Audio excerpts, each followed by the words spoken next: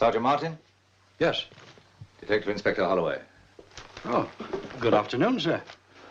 It's quite an honor to have you come all this way down from Scotland Yard. You think so? I've got more important things on my plate than chasing temperamental film stars. Would you like a cup of tea, sir? I haven't come here for tea either. I sent my report in as quickly as I could, sir. Yes, I know. I read it. Well, you must realize, sir, this sort of thing's not really in my line. Your report makes that very clear. Well, there is something I didn't mention in my report, sir. About Paul Henderson? No, sir. About the house. This is not the first time that something's happened to the tenants of that house. Other disappearances? Oh, no, not exactly disappearances, sir. Well, what then? Well, I have a file here, sir, which you ought to have a look at.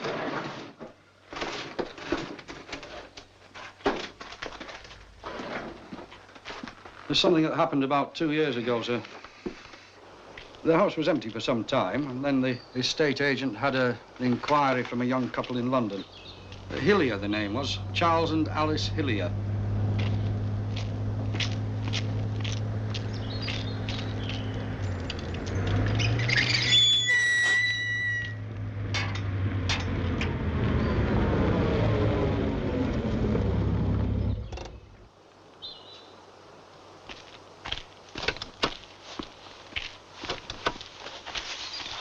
Good morning, Mrs. Good morning, Hillier. Mr. Stokes. Good morning. Morning. Glad you could make it. Thank you. Well, shall we go in? Why not?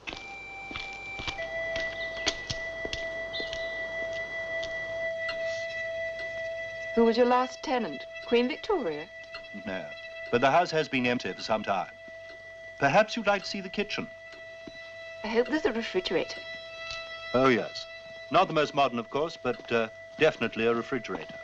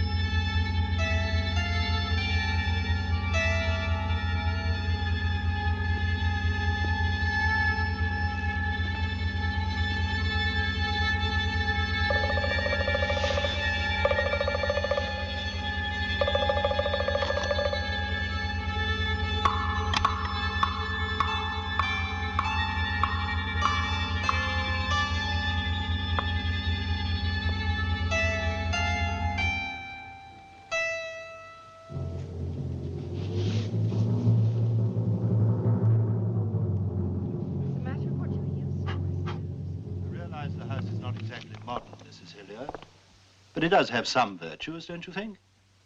I can't say I've seen them, Mr. Stoker.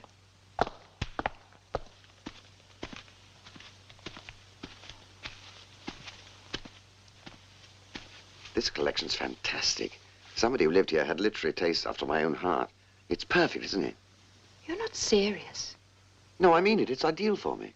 Oh, darling. Now, look, I promise we'll move back to London as soon as I finish the book. I haven't been able to write a line in weeks, you know that. Do you really want us to take it? I suppose I could bear it for a month or two. Good. I know I'll be able to work here. What sort of work, may I ask? Well, my husband's a writer, Mr. Stoker. Oh, what kind of writing does he do? Horror stories. He specializes in murder, in the most gruesome ways imaginable.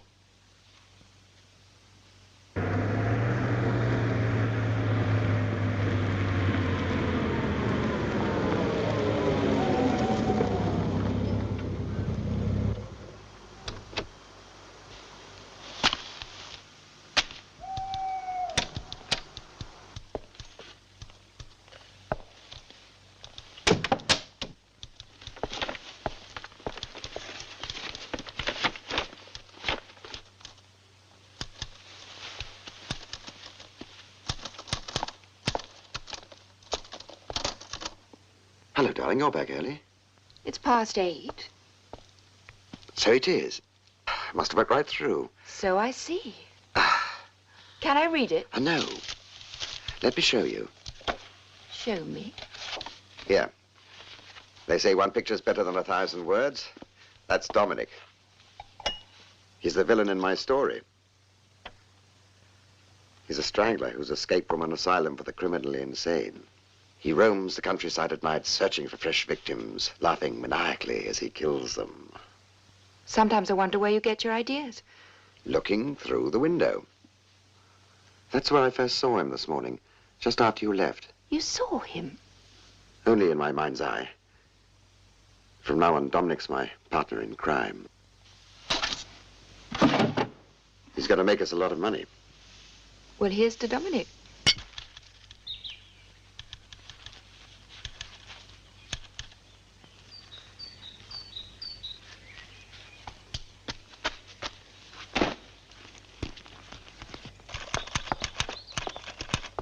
Darling, have you seen the car keys?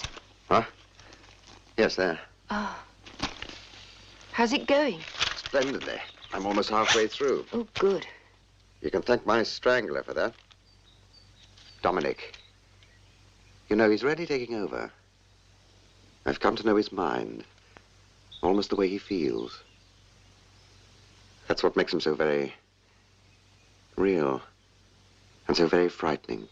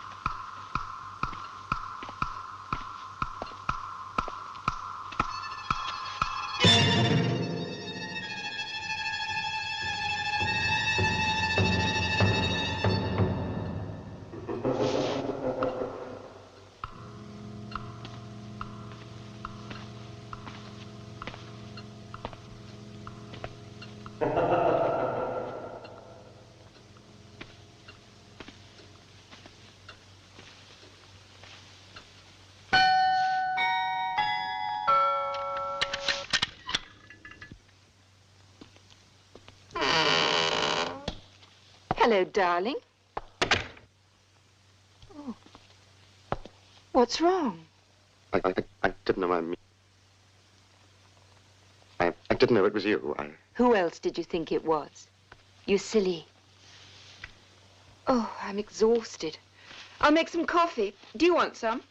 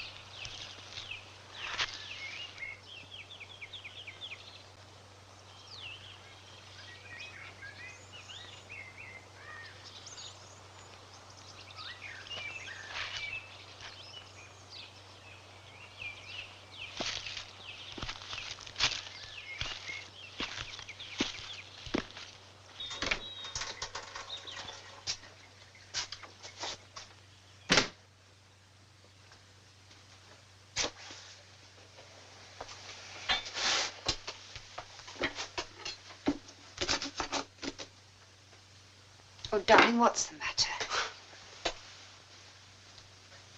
It's Dominic. I saw him. You mean you imagined it? No, I mean, I saw him. Last night, just before you came back from the theater. And again just now. But he's just a character in know. your novel. You can't. I know, but I saw him. Darling, you've been working much too hard. Your imagination's playing tricks with you. Look, why don't you take the day off and come up to London with me? No. No, not till I finish my book.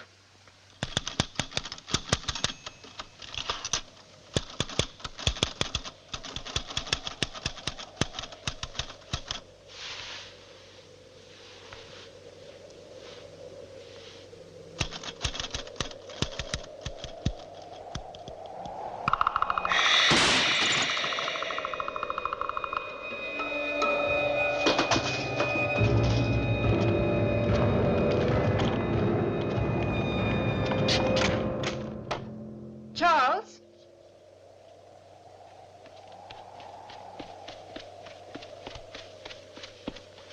What is it? It's Dominic. He's in there. Oh, Charles. No, please, please.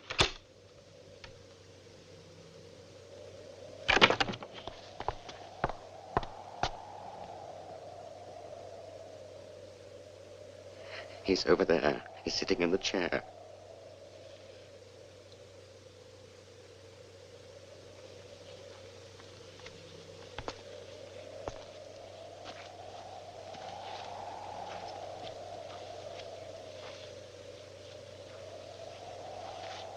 There's nobody here. Didn't you see him move? He's over there.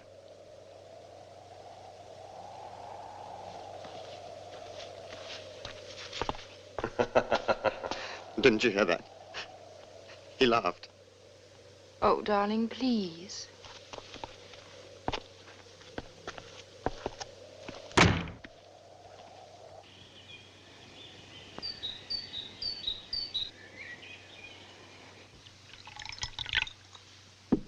Toast, darling? No, thank you. Charles, you really must see a doctor. But I've got a deadline. I can't. When the book's finished. No, now. How much longer do you think we can go on like this? All right. So that's the story, Doctor. What do you think? What I think doesn't matter. It's what you think that's important. I mean, what more can I tell you? A good deal, Mr. Hillier. I don't understand. Exactly. The point of psychiatry is to help you to understand. And that takes time.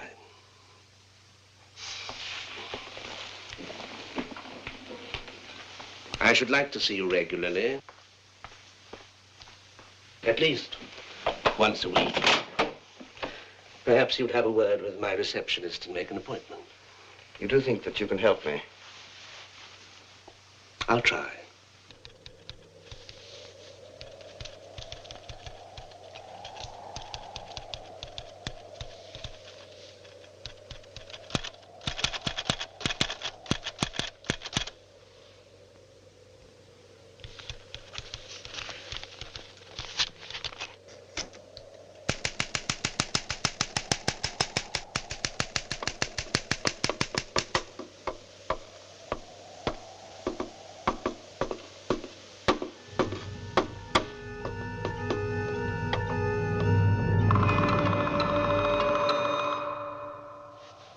There's nobody here.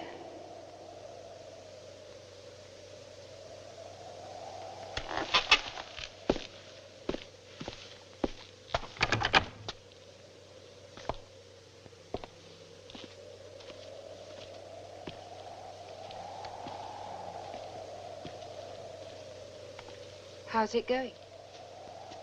It isn't. I think there's a storm brewing.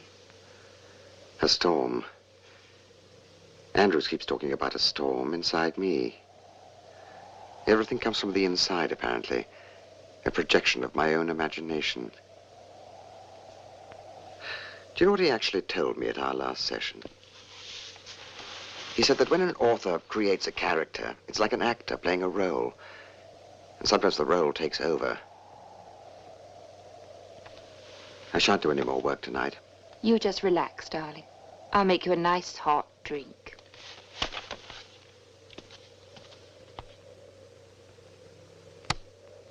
Better?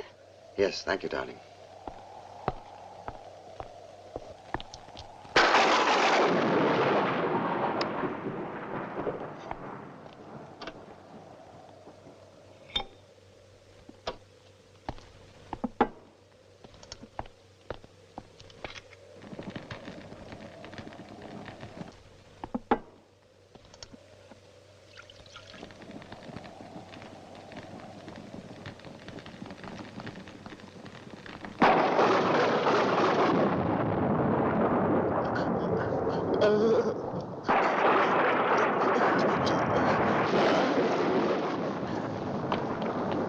Don't touch me! Keep away from me! But I saw him, it was Dominic. It wasn't Dominic. It was you. Me? Yes. You came up behind me. Tried to strangle me. Oh, my God.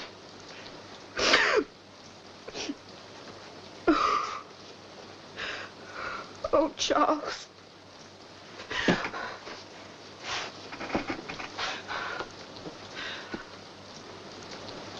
Oh, darling, what are we going to do?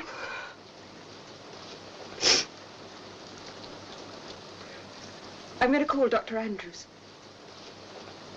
He must see you tonight.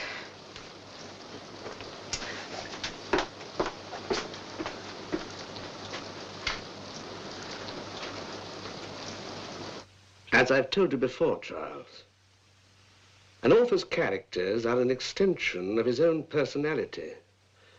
Sometimes, a part of it that he normally tries to conceal from himself.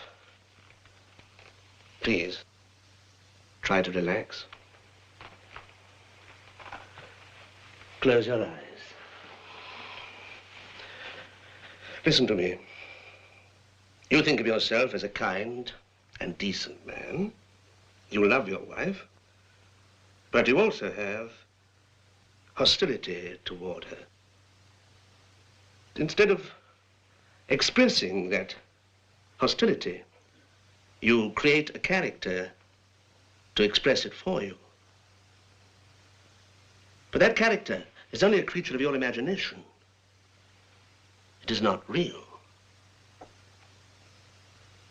As I have said before, you're like an actor who loses himself in his role. You've lived with his character day after day. You've visualized his appearance, dramatized his acts, thought his thoughts, so much so that you've come to believe that he really exists. But he doesn't.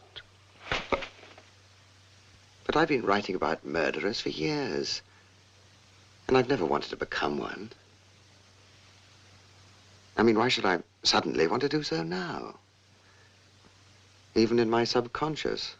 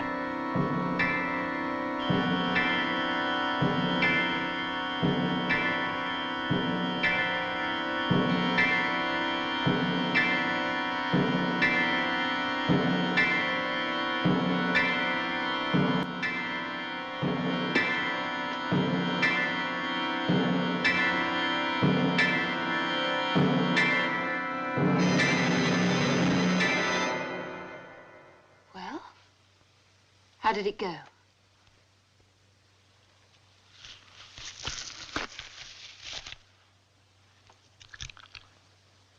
Everything's taken care of.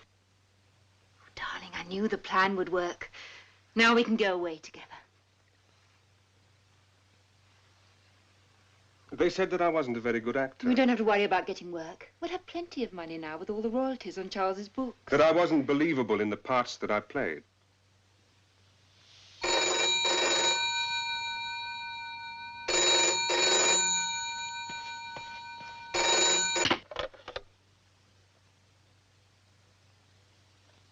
Hello? Could I speak to Mrs. Hillier, please? Yes, speaking. This is Detective Inspector Chapman from Scotland Yard, madam. I'm calling from Dr. Andrews' office, madam. I'm afraid I've got some bad news. We found your husband dead. Dr. Andrews is murdered, too. Hello, Mrs. Hillier. Hello. Hello. Hello. The police say they found Dr. Andrews' body. And that Charles has been strangled as well. Oh, that's right. Both of them are quite dead. Andrews first, and then Charles. But It was very easy. Much easier than I'd imagined. Oh, but that wasn't the plan. The point was to prove Charles insane. It's better this way. Much better. Oh, don't you see? They'll be looking for a killer. Perhaps they'll come looking for you, Richard. Richard? I don't know anyone called Richard. My name is Dominic.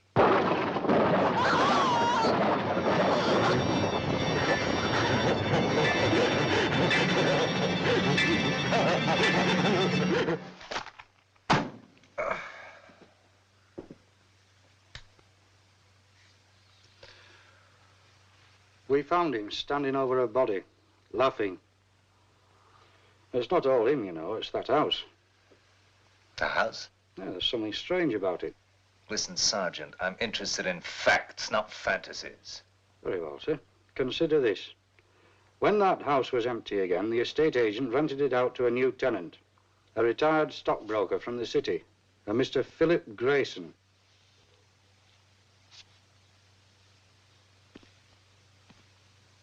Interesting house. Yes, it is. For the right person.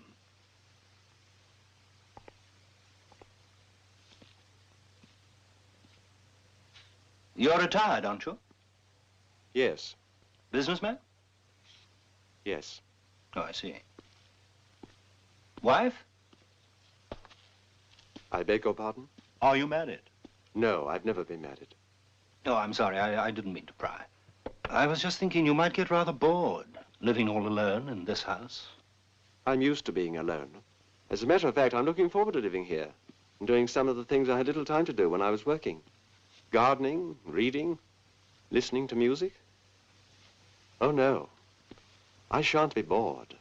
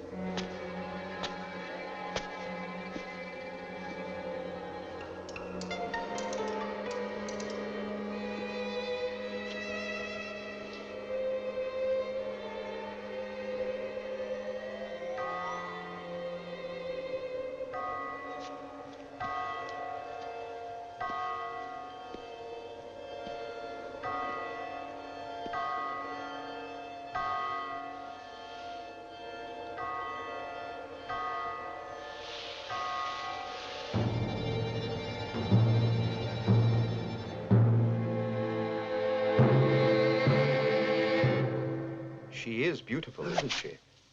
My Salome. Oh, yes. Yes, it's very well done. Perhaps she reminds you of someone. You see, she has a strange effect on people. They seem to see in her all sorts of things. Was she model from life? You might say that. Who was the model? My wife. She must be a very beautiful woman. She's dead. Murdered. No doubt you've seen the rest of the figures in my exhibition. They're all murderers. That's what the public wants to see. But you said the model you used for Salome was a victim. A victim, yes. And also a murderess. I found her one day holding an axe. And nearby, the body of my dearest friend. It was the state that murdered her. I made a waxen image of her body, her face. I wanted to preserve her beauty forever. And now men come and stare at her the way you did. You will come again, won't you? Even though you know. No. No, I don't think I shall. Thank you. Goodbye.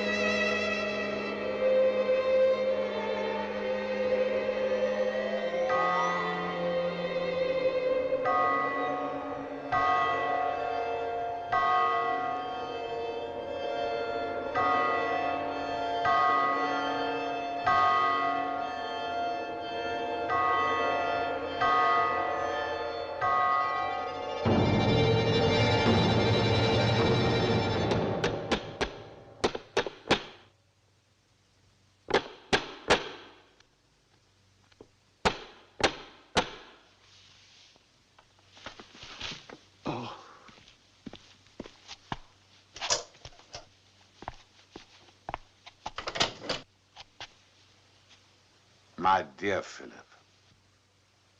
Neville. Friends? Oh, yes, yes, of course. Aren't you going to invite me in? Forgive me. Come on in. I was so surprised to see you. So this is where you've been hiding yourself. I never thought I'd see you in this part of the world. Can I offer you a drink? Thank you. Scotch? Lovely. I was traveling north on business. Then I remembered you had a place about a mile from the road, so I thought I'd drop in and surprise you. To tell you the truth, I was getting a bit lonely. Will you stay to dinner? Overnight, if you wish. I've got lots of room. You sound as though you'd be afraid to be left here on your own.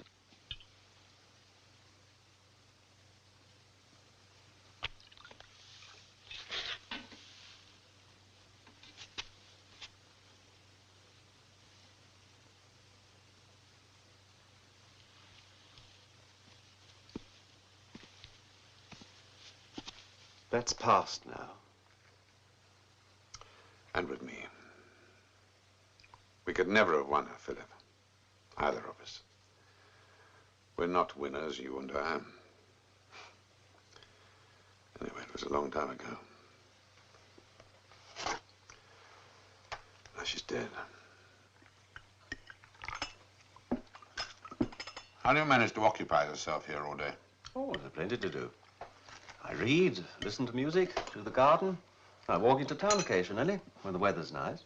That reminds me, I was popping myself, get some tobacco before I leave. Can I give you a lift in? Well, I wasn't going in, but, oh, why not? Rather a good antique shop here. I used to collect those when I was a kid. Did you? Would you like that swan as a souvenir of your visit? I wouldn't know what to do with it, unless you filled it with apple strudel. I must say, things are very much cheaper here than they are in London. Well, they always are, aren't they? Good Lord. There's a waxworks museum here. Yes. Let's go and have a quick look-see. Oh, no. It's sure to be dull, and it's such a nice day. I haven't seen one since I was a kid. Come on.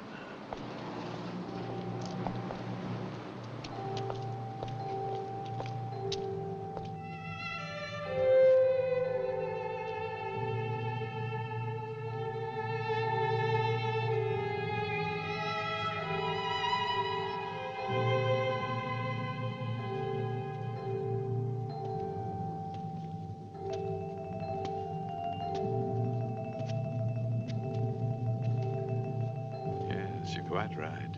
It is rather dull. Let's go. Wait a minute, what's through here?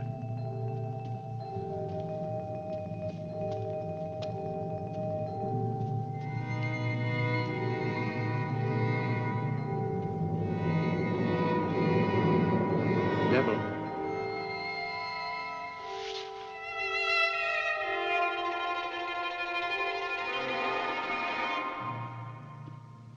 It's stuffy in here. Let's go. She's beautiful. She's almost alive. She's lovely.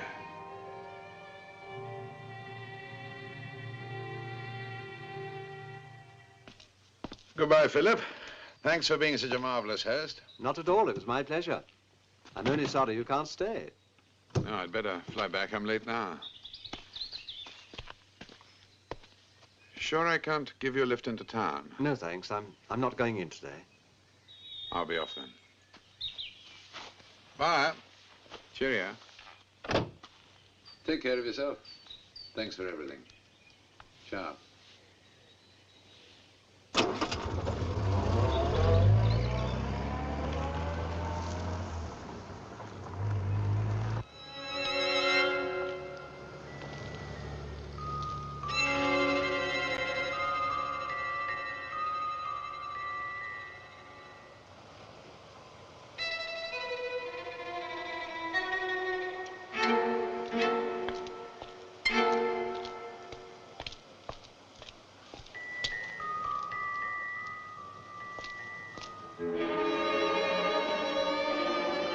Neville?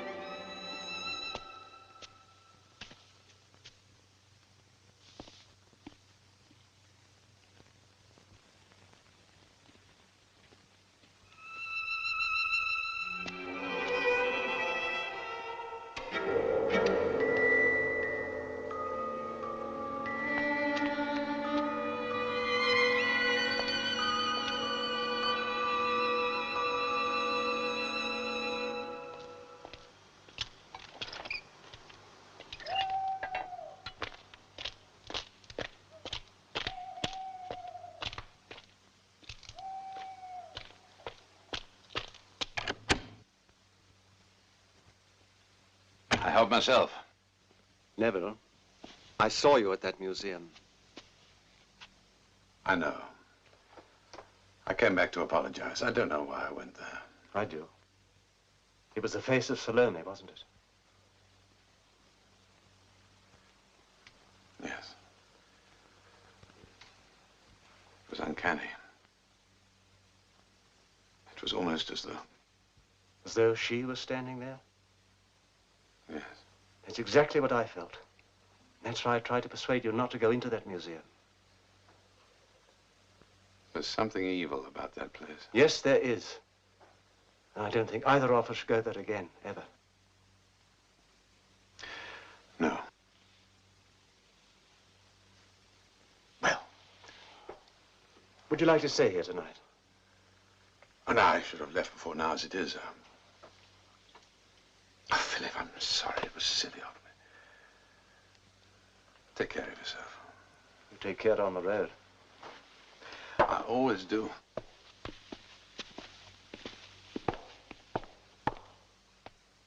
Bye. Good luck.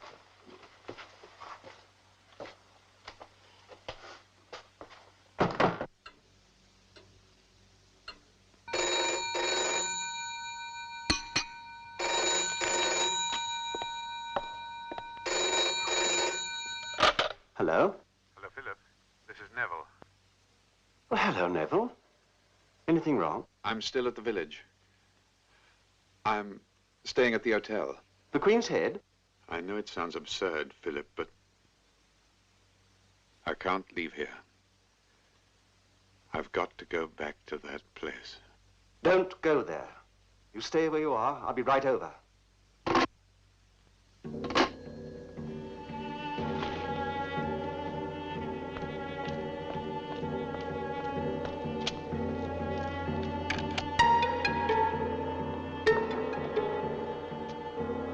Neville?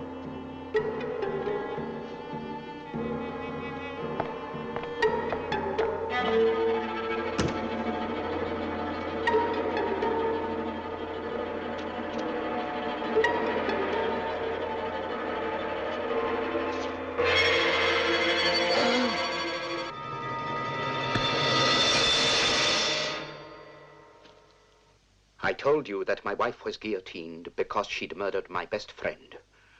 Well, it was I who killed him and made sure that she was found near him. Can you guess why?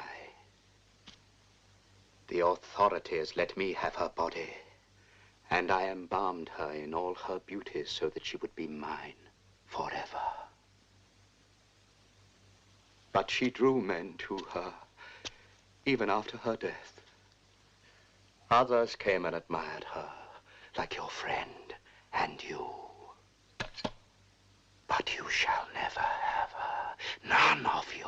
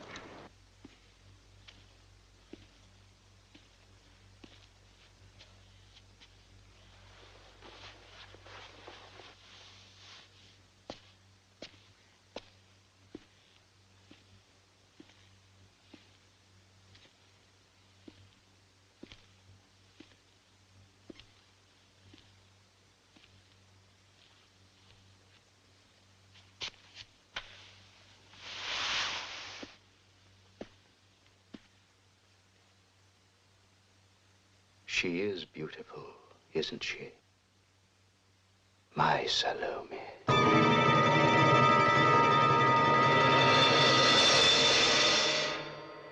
And Henderson moved in next. No, sir, there was somebody else before him. Another disaster? Oh, of a sort. Not like the others. Not like the others at all. It's that house. There's something about it. What? I don't know, sir. I see. Well, I think it's about time I paid a call on the gentleman who's responsible for renting that house. What's his name? Stoker? I tried to warn them. Warn them of what? The house. Well, what about it? Haven't you guessed its secret yet? What secret? What sort of a place do you live in, Inspector? Well, plain, ordinary flat. Quite comfortable. Bit on the cold side, perhaps? What do you mean? Oh, never mind. Well, shall we get down to facts? I'm here regarding a disappearance. Now, I'd like to know who lived in that house before Paul Henderson moved in. The tenant just prior to him was a gentleman called Reed. John Reed. Quiet man. And although I didn't realize it at the time, a dangerous one. Dangerous? To himself.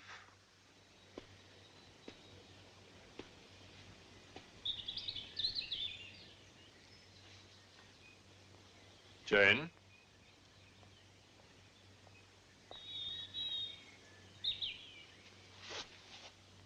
Come along.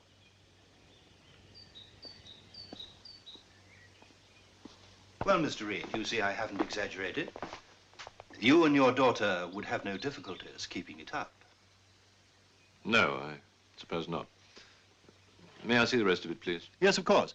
Let me show you the study. I think you're going to like this. Lots of room.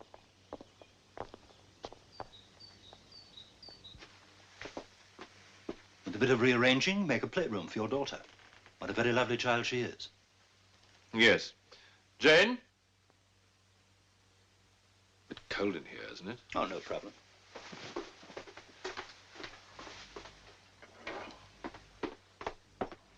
This would make a nice playroom. Yes.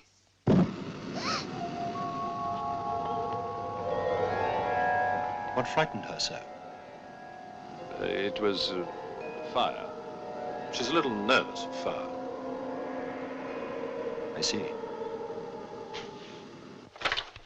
Well, it's a standard lease. Seems perfectly in order. Just needs your signature. Good. There's just one other thing I'd like you to do for me, Mark, if you would. Yes? My business brings me up to London quite a bit, as you know. I need somebody to look after my daughter, preferably somebody who will teach her as well. You're still against sending her to boarding school? You know my views on that subject. Yes, I do. Oh, you signed there and there. I'd hoped you might have changed your mind. No. Well, we shall have to get someone very soon.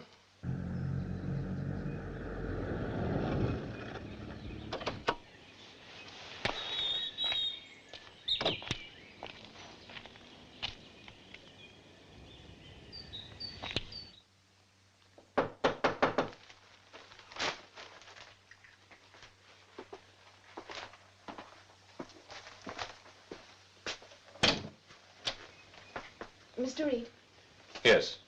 I'm Norton. Come in.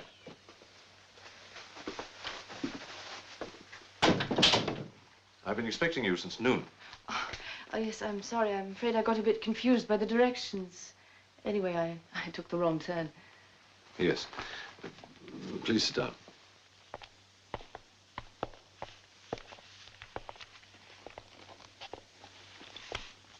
Now, Miss Norton. Mrs. Norton. I'm a widow. When you telephoned yesterday, you said that you'd been a schoolteacher. Before I was married. Do you still think that you are capable of handling the education of a child? In the classes I taught, I had more than 40 children. None of them was like Jane, Mrs. Norton. Why don't you want your daughter in school, Mr. Reed? Is she a problem child? I suggest you find that out for yourself. She's in the study.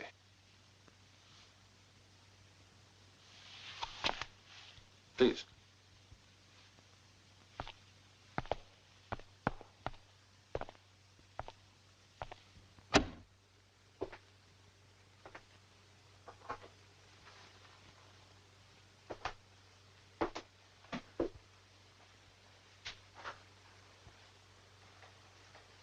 Hello, Jane.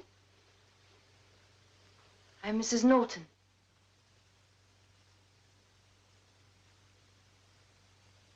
You mind if I sit down?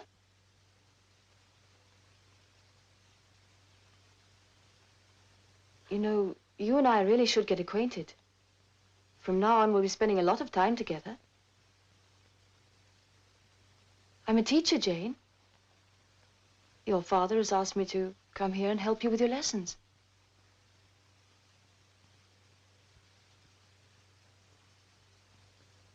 Well, then.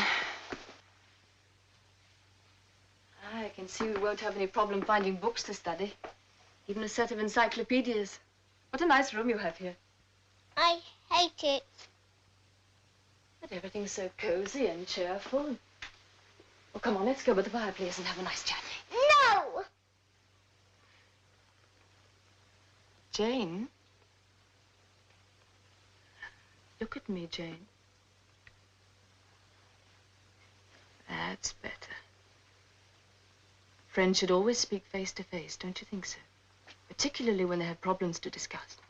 You know, if you tell me what's wrong, I might be able to help you. Is it the fire?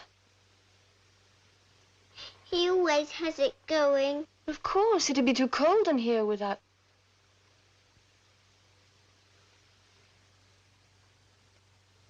Jane, I'm going to ask you something. Like, you don't have to answer me if you don't want to, but I do hope you will. It's about fire. Have you ever been burned? Did it happen to somebody else, someone you knew and loved? I'm glad.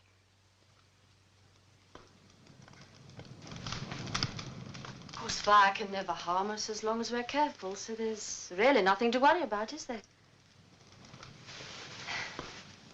You know, I've often wondered just what we'd do without fire. Did you ever stop to think how much it helps us? It keeps us warm, it cooks our food, even gives us light. Besides, it's really very pretty. I love to watch the flames dancing, don't you? Sometimes it's nice just to see the way the colors change. Look. It's all sorts of shapes. I never get tired of watching. Better.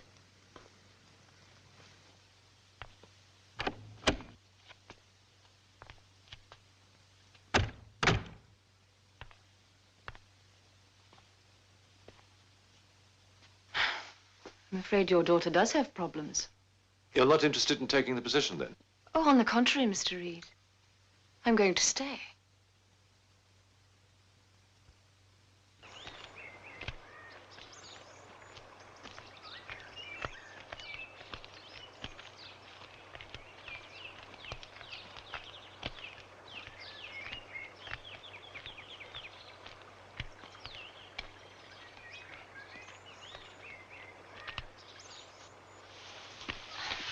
This river goes to a big river which flows into the ocean far, far away, see? Perhaps we could go on a trip someday on a boat. Maybe even as far as the ocean. Would you like that? Hmm? All right, come on then. It's getting late. Let's go home to tea, huh? Oh, I've had such a curious dream, said Alice. And she told her sister as well as she could remember them. All those strange adventures of hers that you have just been reading about. And when she had finished, her sister kissed her and said it was a curious dream, dear. Certainly, but now run into your tea. It is getting late. It is getting late. I think we've accomplished quite a bit today, don't you? I liked Alice in Wonderland. Did you? You read it very well. My father taught me. He said it would give me something to do when I was alone. Were you always alone, Jane? Have you never had other children to play with?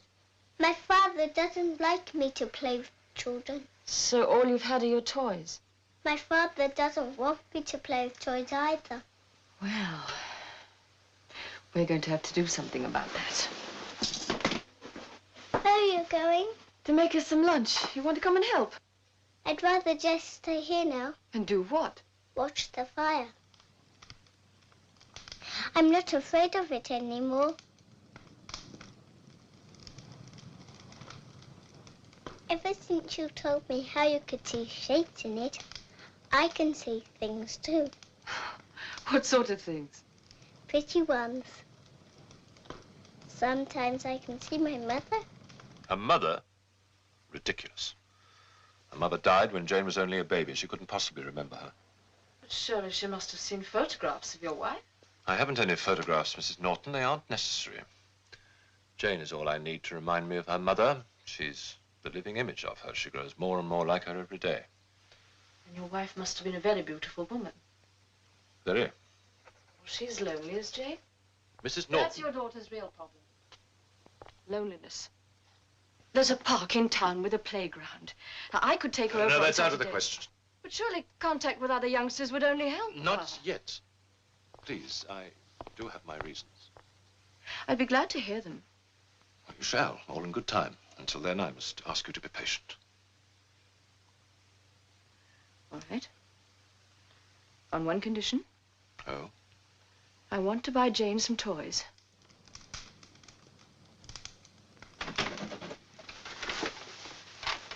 Good evening, Jane.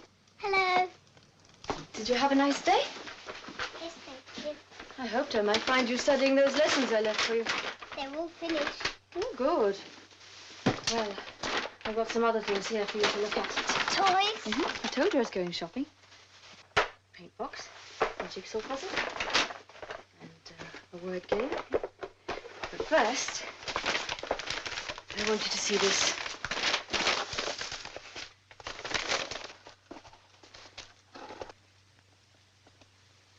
She's very beautiful. Go on. Take her.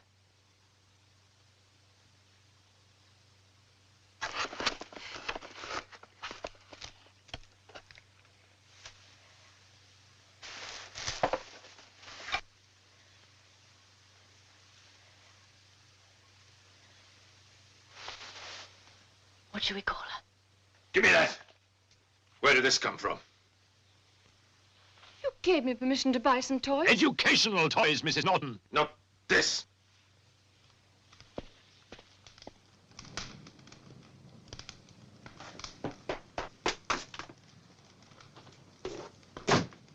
That was a cruel thing to do. But necessary. Why do you treat her like this? Is it because you blame her for what happened to your wife? No. I was glad when she died. Glad? Yes, glad. Because by then I had found out what she really was.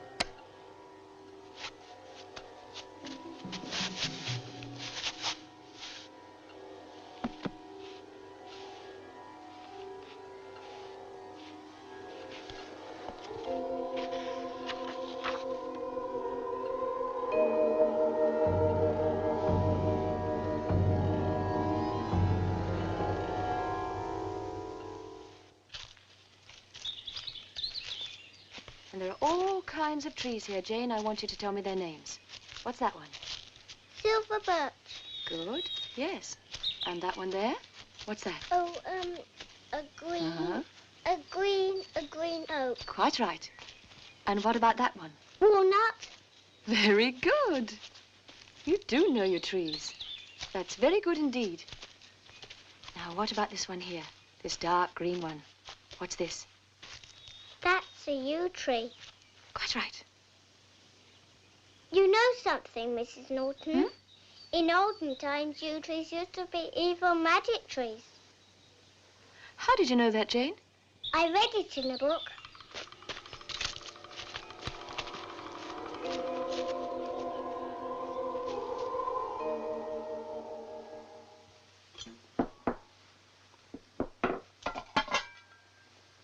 Jane!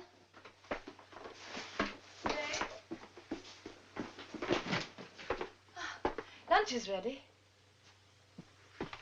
What are you doing? Nothing.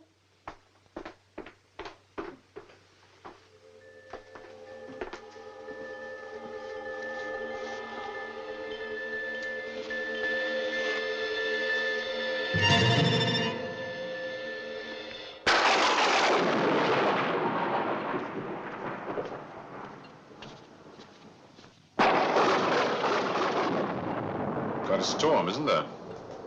Yes, there is. Jane in bed? All safe and sound. She was asleep when I looked in. Good. You wanted to talk to me about something? Yes, I do. Sit down, please.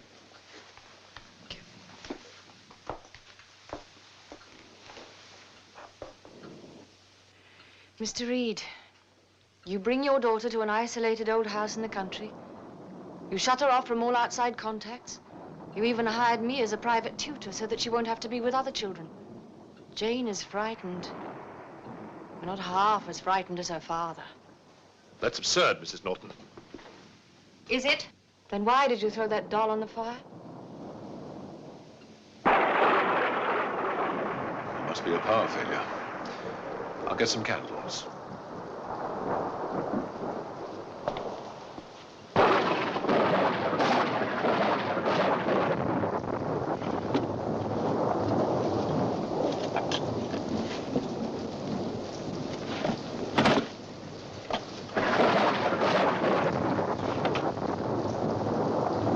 That's funny. They're not in the dresser. Are you sure that's where you put them? Quite positive. What is it?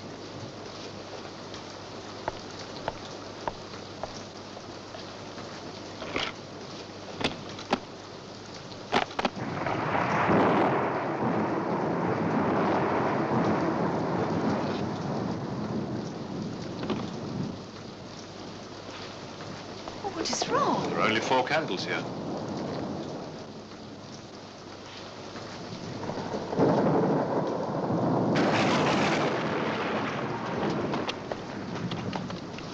There are only 4 candles here. Where are the others? What did you do with them? Where are they?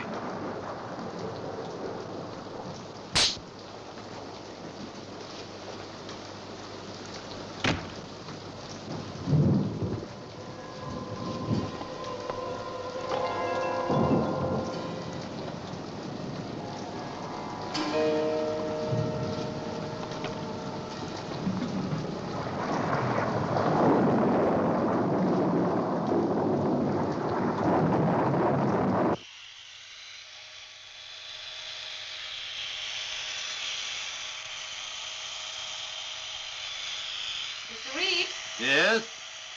there's a telephone call for you. All right. I'll come down.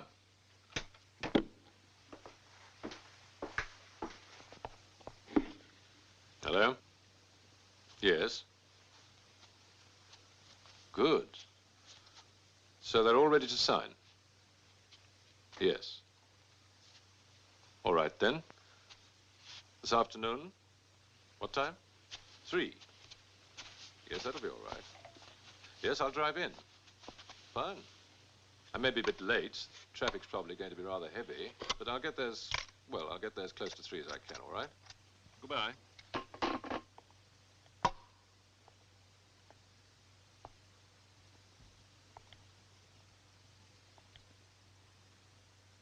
Well, will you sign there at the bottom on all 4 copies?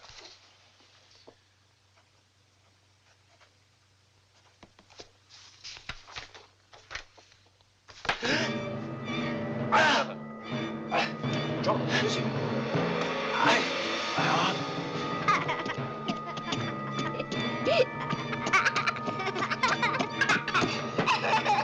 Jane?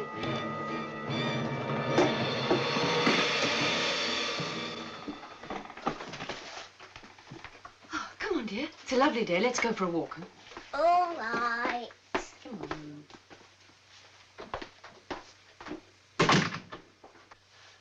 Gone now. Sure. Can I get you a drink? No. Perfectly all right, thank you. I'm sorry.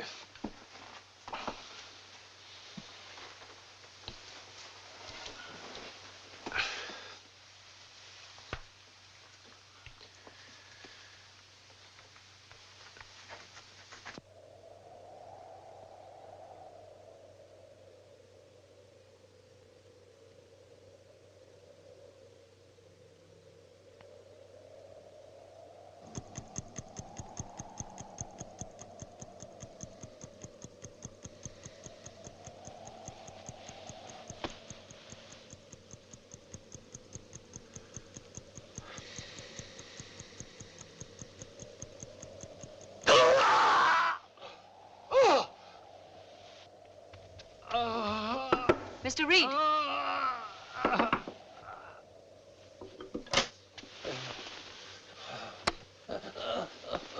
What is it? Test. I'll get the doctor. No.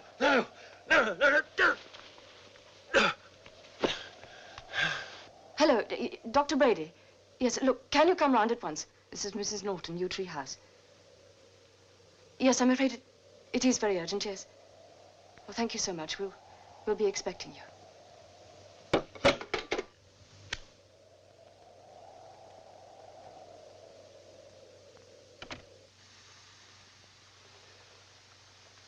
Nothing wrong with your heart. No fever, pulse and respiration normal. And you say the pain's gone? Yes, quite gone. Well, I suggest you stop by my office tomorrow, and we'll take a few lab tests and x-rays.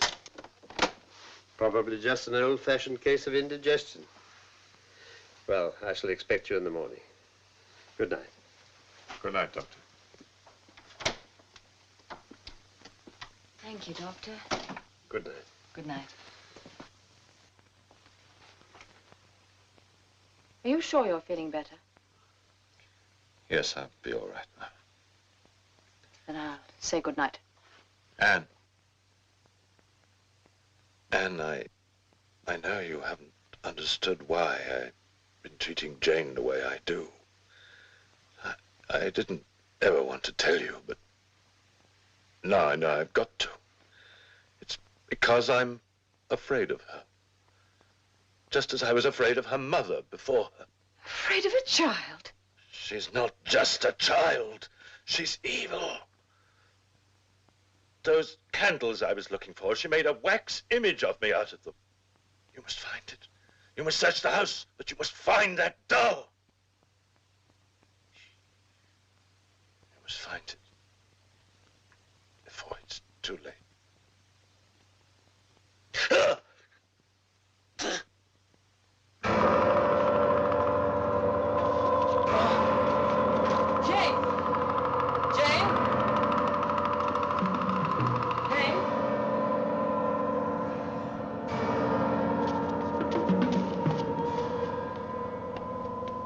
Give me that doll.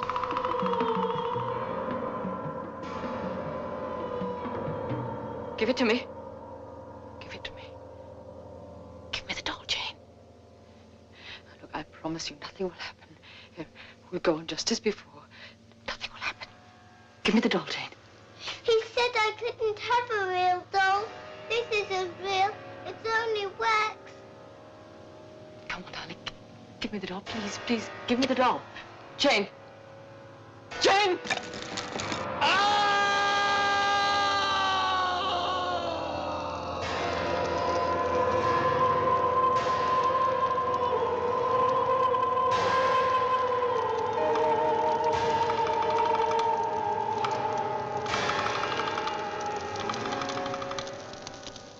It wasn't the man, or the child, or what either of them believed that caused the tragedy.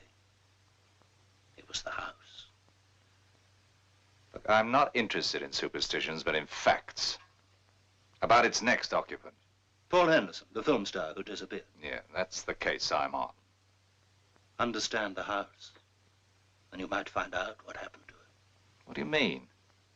He only wanted the house for a short time. I tried to discourage him from taking it. Why? I didn't think he'd be happy there. Not with his personality. Still, if he really wanted it. I remember waiting for him to arrive.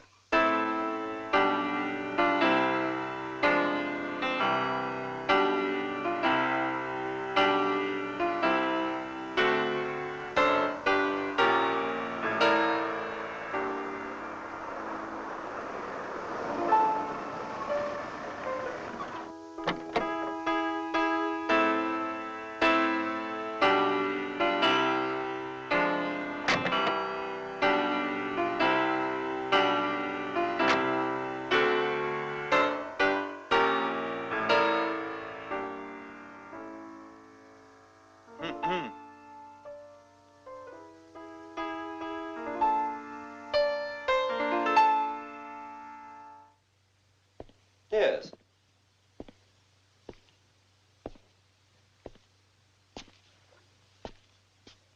Yes, I like it. You see, I told you. This place is absolutely ideal for you. Yes. Well, it's just for a few months while we're shooting the picture. Of course, the main advantage is that it's less than an hour's drive from the studio. Does seem quite comfortable. Before you decide. I've already decided. But to take it. Oh. In that case, I feel it's only fair to warn you. Warn me? The former tenants. There were, tragedies. Are you trying to tell me that this house is haunted? Not exactly. What a pity. I would have liked a ghost. You see, it isn't that I just star in horror pictures. I'm an expert on the whole subject. Ghosts, vampires, werewolves, witches, demons. In fact, there's very little that I don't know on the subject of the supernatural, Mr. Stoker. Stoker? That's true. This is the third film Mr. Henderson and I will have made together, and I know him pretty well by now. At heart, he is pure Gothic. You know, Paul, sometimes I think you'd feel more at home in some medieval castle. Yes.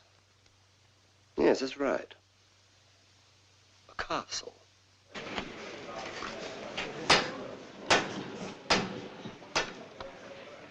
You approve, Mr. Henderson? Yes. Oh, yes, Mr. Petheridge. I approve of this. But hardly of that. Call sheet for tomorrow, Mr. Henderson. Any similarity between this model and that set is purely coincidental. It's all we could afford on the budget. Paul, I'm so sorry. Everything all right, I hope? No. Everything is not all right. As long as you and your art director here insist on my acting in this rabbit hutch. What's wrong? Tell me, Mr. Talmadge, since leaving the depressing confines of television, how many films have you made? Well, actually, this is my second. But your first horror film. Well, let me tell you, Mr. Talmadge, I have made hundreds of them. Hundreds. Oh, my God. And if I go on working for this company, I shall finish up looking like him.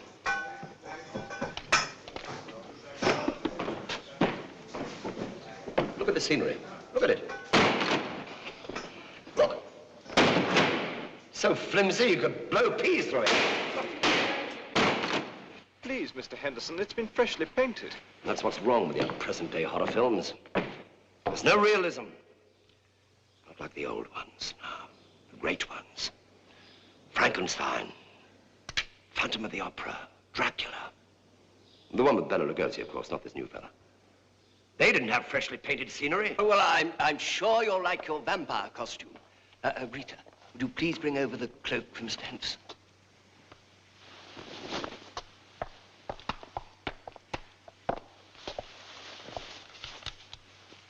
Who did this belong to? The Flying Nun? It looks perfectly all right to me. My dear fellow, it's too new. It's not sinister enough. Look, I want a wardrobe that looks as though it had been lived in. Or died in. Well, what do you expect us to do, rob a graveyard? Take this schmutter away, madam, and use it for draperies. But we're scheduled to start shooting tomorrow. We haven't time to find anything else.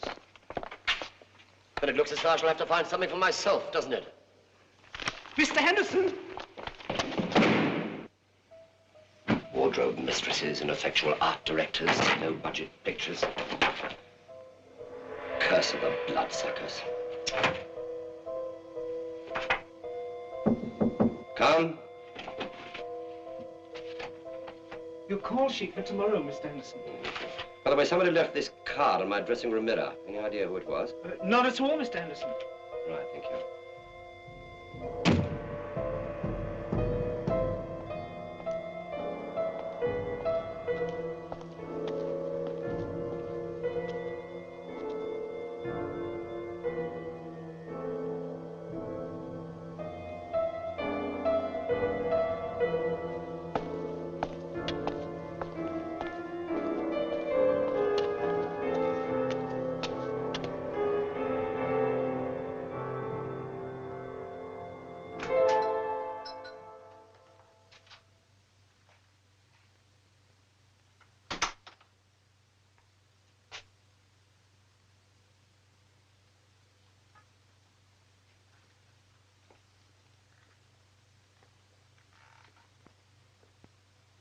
Hello? Is anybody here? Shop?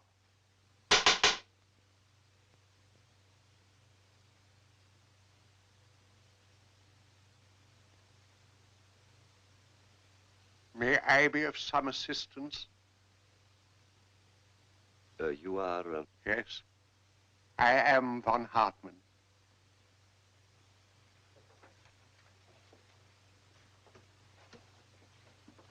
You are a celebrant? I beg your pardon? Oh, I see what you mean. No. Of course, I have performed the Black Mass on many occasions. Ah? In my films, you understand. My name is Henderson. Paul Henderson? The film actor? I'm afraid, sir, I do not patronize the kinema. Yes, well, I'm looking for a cloak. A cloak? Yes, a long black cloak, something old and worn. The sort of thing that might have been used by a Transylvanian vampire. A vampire's cloak? Yes, I was hoping to find something that looked authentic. It's so important, don't you think? I think I may be able to help you, sir.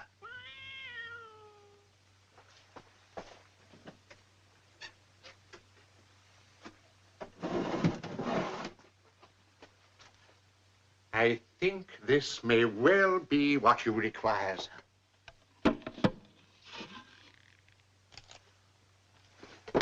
Try it on.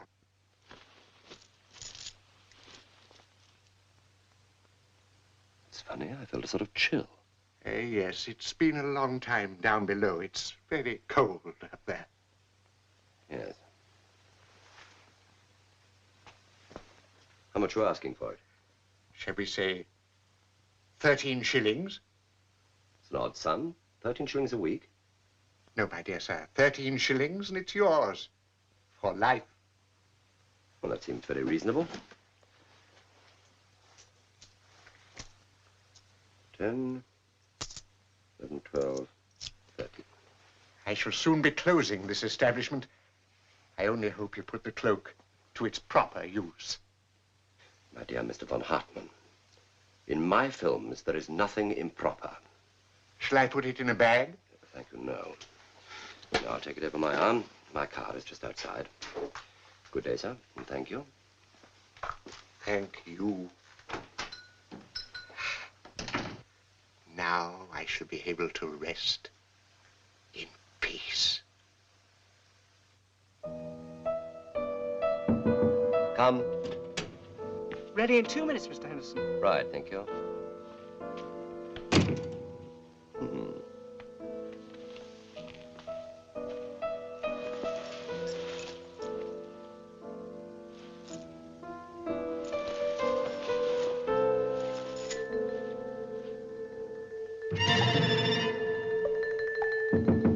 Come.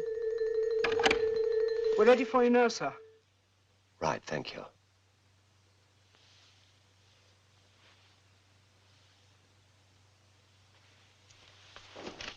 I'll bring the cloak for you, sir. Yes, thank you.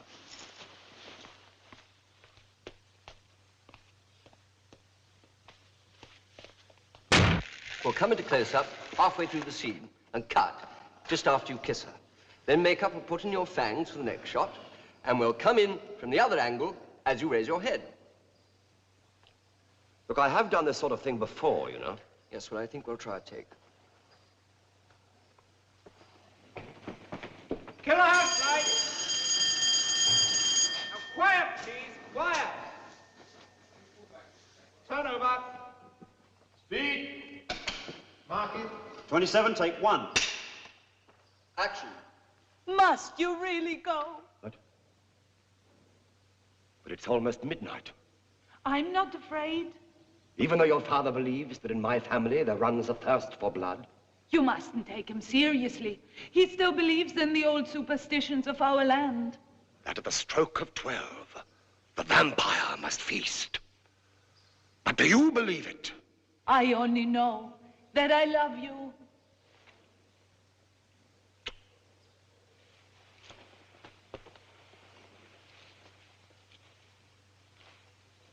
Goodbye, my dearest.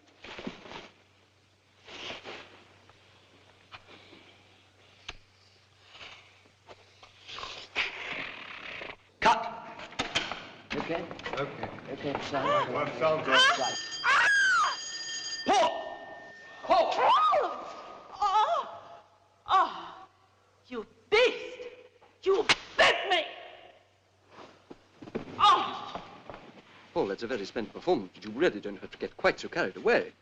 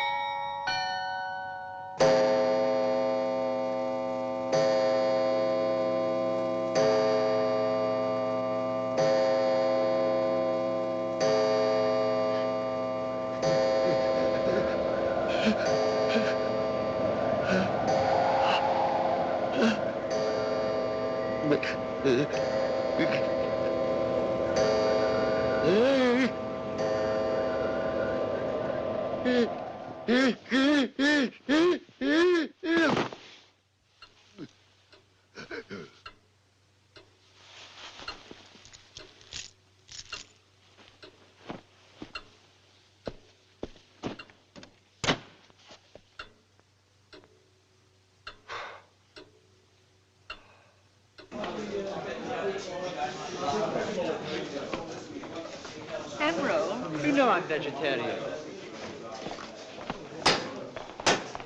Morning, Mr. Henderson. Morning. What scenes are we doing today? 24, 35, 53, and 89. None with a cloak? No, sir. Thank God. Has Miss Lind arrived yet? Yes, sir. She's over there.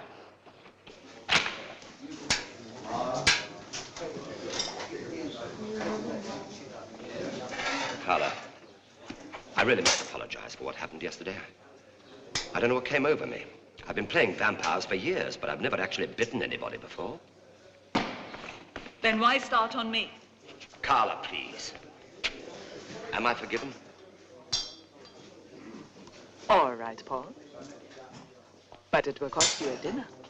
Head back to my cottage afterwards for champagne. If you promise I'll be safe with you. Safe as houses. Thank you for a lovely dinner, Paul. My dear Carla, what's the least I could do under the circumstances? Let me recharge your glass. Thank you. It's rather good, don't you think? No, Oh. doesn't do you justice.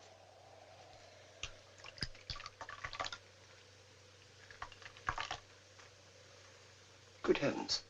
What is it? Listen to this. Fire destroys costumery shop. The salvage authorities investigating the cause of the fire are puzzled by the discovery of a coffin buried in the earth of the cellar beneath the shop containing the body of an elderly man. Although dead for years, the body was quite well preserved and death appeared to be from natural causes. It's von Hartmann. Who? The man from whom I bought my cloak. He said he was closing the place and was glad to find someone to give it to. Well, that someone was me. What are you talking about? I'll show you what I'm talking about.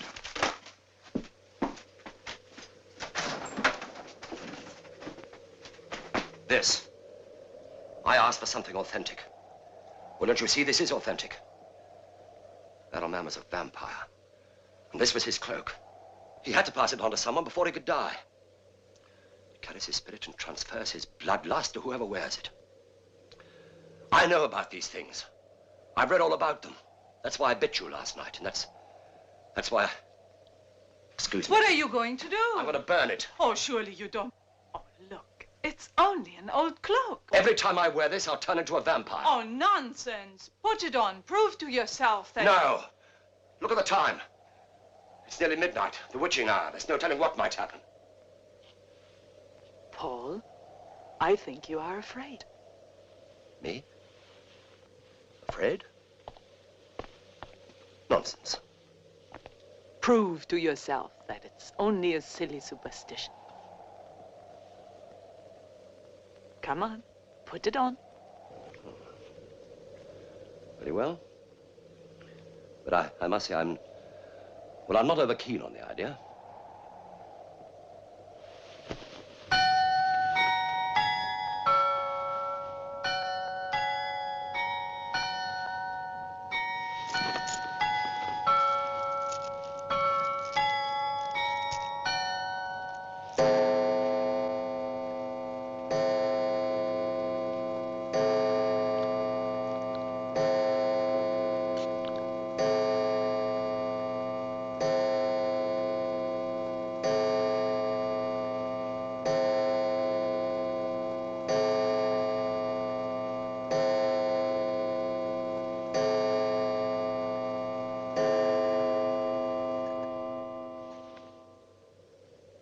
You see?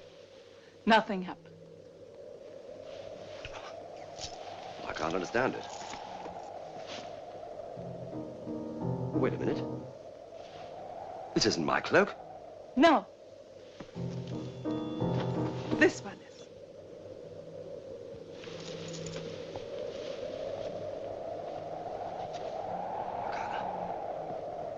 Carla, no. No. No, Carla. Carla, don't put that on. You'll turn into a vampire. Carla. Carla, please.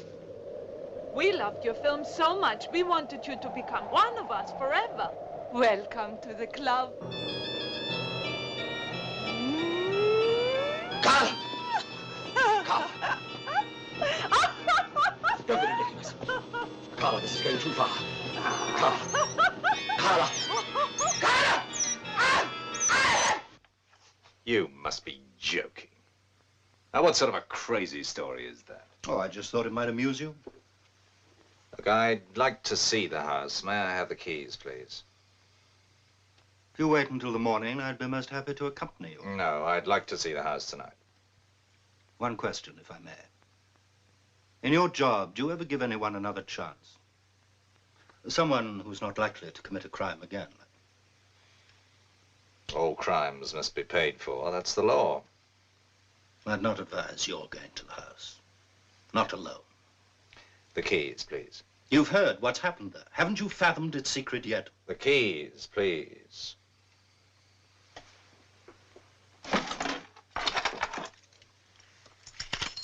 I still say you do better to wait until the morning. The electricity's cut off. I know what I'm doing.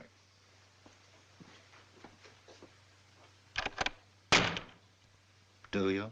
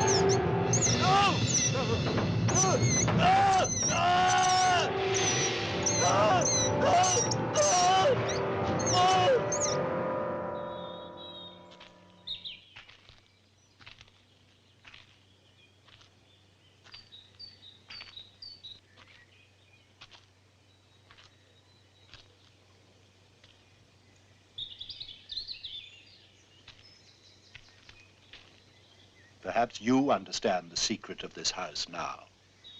Precisely.